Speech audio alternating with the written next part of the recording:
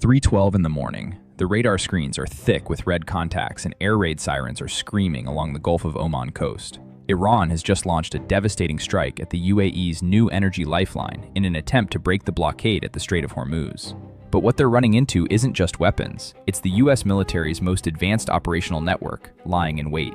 An unprecedented multi-domain confrontation has officially begun. This is what happens when the US's top-secret operational network is forced to open fire after Israel's precision airstrike leveled the Natanz nuclear facility. Tehran's response was immediate and calculated. Turn the Strait of Hormuz into the most dangerous choke point in the history of global trade. Minefields packed as tight as a steel jaw sealed the shipping lanes, while Islamic Revolutionary Guard Corps speedboats prowled like sharks, leaving oil tankers no safe passage. Oil prices spiked within hours. The threat of full-scale war settled over the entire Gulf like a low-pressure system that refused to move. Iran didn't just want to blockade the strait. They wanted to put a stranglehold on the world's energy supply and squeeze until something broke. In the skies above, Mohajer 6 reconnaissance drones patrolled without blinking, streaming real-time imagery of coalition activity back to IRGC targeting cells. Abu Dhabi, meanwhile, had already been thinking 3 moves ahead. Buried beneath the desert floor, the ADCOP pipeline moves millions of barrels a day toward the port of Fujairah like an underground steel river, carrying UAE crude directly into the Gulf of Oman without touching the Strait of Hormuz. Washington understood that pipeline was the next target. The moment ADNOC reached full operating capacity, a U.S. carrier strike group repositioned into the eastern Gulf of Oman. At its center, a Ford-class carrier operating as a mobile airbase at sea, surrounded by Arleigh Burke-class destroyers forming a layered air defense envelope. The trap was already set. All that remained was for Iran to throw the first punch. Tehran decided the pipeline had to stop flowing. The IRGC didn't reach for the obvious lever of a single massive strike. Instead, they chose something more insidious: death by 1,000 cuts. The Mohajer 6 circled high above the UAE pumping stations, feeding a continuous stream of targeting data back to its handlers across the border. In response, Abu Dhabi activated a hybrid shield of steel and sensors. On the ground, Russian-built Pantsir S-1 systems stood alongside the American-Norwegian NASAMS, forming an interlocking fire network capable of engaging drones, helicopters, cruise missiles, and fixed-wing aircraft at multiple altitude bands simultaneously.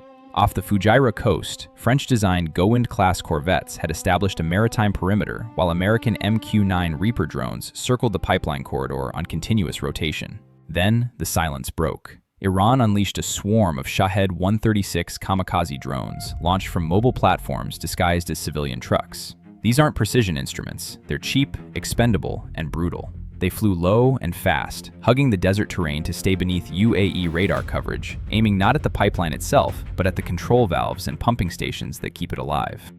Simultaneously, IRGC coastal artillery opened up with decoy missiles, a deliberate electronic fireworks show designed to saturate and overwhelm the defensive system's processing capacity. This was a war of attrition by design, expensive interceptor missiles pitted against plastic wings and salvaged electronics. The desert air turned into a furnace of shrapnel as the Pantsir S-1 batteries hammered out thousands of rounds per minute, trying to swat the swarm before any of them could drill into the UAE's energy infrastructure. Having failed to collapse the pumping stations, Iran escalated. From the rocky cliffs along Iran's coastline, a barrage of long-range Pave cruise missiles ignited their engines and dropped toward the wave tops. Their target? Fujairah port, the last open exit for Gulf crude. If Fujairah burned, the entire ADCOP pipeline became nothing more than a 370-kilometer-long storage tank going nowhere. That's when the invisible hand intervened. Above the Gulf of Oman, a U.S. Navy E-2 Delta Advanced Hawkeye, a turboprop with a 7-meter radar dish spinning on its back, caught the Pave launch signatures the instant the missiles cleared their tubes. The U.S. hadn't fired a shot. They were doing something quieter and considerably more lethal: sharing data. Through a classified data link, the Hawkeye pushed the precise flight paths of every inbound Iranian missile directly into the cockpit displays of UAE Mirage 2009 fighter jets. To Iranian sensors, those French-built aircraft were invisible. They flew with their own radars completely dark, guided entirely by the Hawkeye's all-seeing picture. Like surgical instruments in the night, the Mirage squadron drove hard toward the Iranian coast and released Storm Shadow cruise missiles. The IRGC's Pave launch positions were erased from the map before the missiles could reach the port. But Tehran had prepared an answer. Just as the UAE Mirage pilots exhaled and glanced back at the orange glow spreading across the Iranian coastline, the ground below them showed its teeth. Hidden under state-of-the-art infrared camouflage netting, capable of absorbing heat signature almost completely, IRGC Khordad-15 air defense systems had been sitting in total electronic silence, emitting nothing, waiting for exactly this moment. The second the Mirages turned to egress, the Khordad-15's radar snapped on and swept the sky. Every Mirage 2009 cockpit erupted with warning tones. Locked on. Iranian radar operators fired a salvo of Sayad-3 missiles, long-range interceptors built to engage aircraft at the upper limits of their operational ceiling. One Mirage, mid-maneuver deploying thermal decoys, took a Sayad-3 detonation close enough to the engine bay to shred the wing with high-velocity fragments. Smoke trailed as the UAE formation scattered. With the Gulf of Oman egress route cut off by this sudden defensive wall, those elite pilots found themselves being herded toward an annihilation zone where IRGC coastal systems could work through them methodically. Anyone who has ever been in a situation where the exit they planned on just disappeared knows that particular kind of cold clarity. You stop thinking about the mission, you start thinking about getting out. That was exactly where the UAE pilots were. Then reinforcements appeared from a direction Iran hadn't been watching. The instant the Khordad-15 revealed itself with its first radar pulse, the E-2 Delta Hawkeye had already cataloged its location. Seconds later, a formation of F-35 Charlie Lightning II jets closed in from a bearing Iran's air defense network couldn't cover in time. Without ever announcing themselves to Iranian operators, the F-35 Charlies released AGM-88 Gulf AARGM missiles, the U.S. military's most evolved radar-homing weapons. Those missiles locked onto every electromagnetic pulse the Khordad-15's radar produced, tracking the signal itself back to the source the way a current traces to its ground. The harder the Iranian radar operators pushed to maintain track on the Mirages, the more precisely they guided American ordnance onto their own positions. Before the IRGC radar crews understood what had found them, the Khordad-15 stations were gone. The coalition didn't stop at the rescue. From the decks of Arleigh Burke-class destroyers, Tomahawk cruise missiles began launching in sequence, riding low over the coastline with the quiet efficiency of something that has done this before, each one assigned to an IRGC regional command and control node. Faced with that level of precision, the Iranian military abandoned fixed positions and dispersed mobile launchers deep into the broken interior terrain. Survival over initiative. What had been lost wasn't just hardware, it was the ability to dictate the tempo of the fight.